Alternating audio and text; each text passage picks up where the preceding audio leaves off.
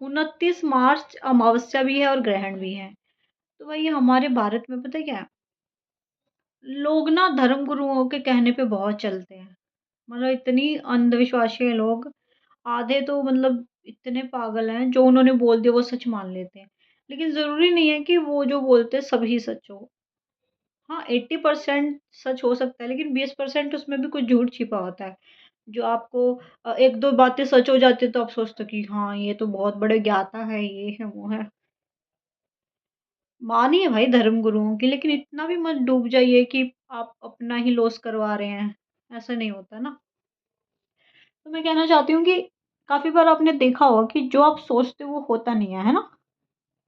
आप सोचते हो कुछ और, हो जाता है कुछ और।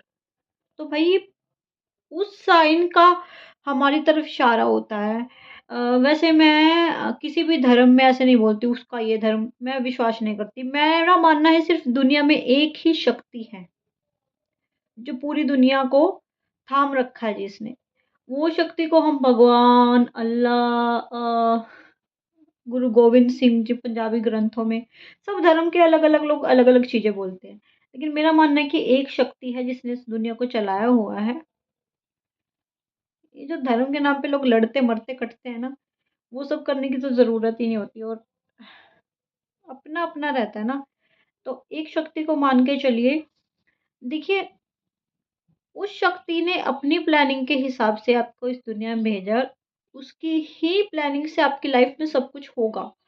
आप जो सोच रहे हो वो तो कभी भी नहीं होगा, क्योंकि अगर आप जो सोच रहे हो वो होने लग गया, तो वो शक्ति किस काम की? तो इसलिए कभी भी जो आप सोचते हैं, वो नहीं होता क्योंकि आपकी एक-एक पल, एक-एक सेकंड की हर एक एक्टिविटी पे उस शक्ति की नज़र होती है। आप क्या अच्छा कर रहे हैं, क्या बुरा कर रहे हैं। इवन मैं तो कहना चाहूँगी कि काफ़ी बार हमारे द्वारा कराए गए कार्य हम नहीं करते, वो शक्ति ही करवाती है।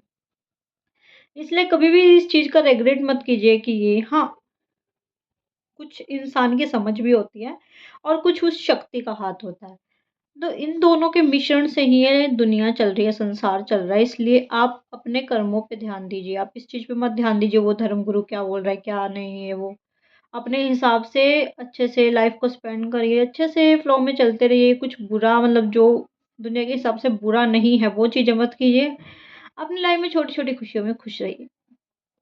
यही 29 मार्च ग्रहण मैं नहीं भई विश्वास नहीं करती, सॉरी फॉर दैट।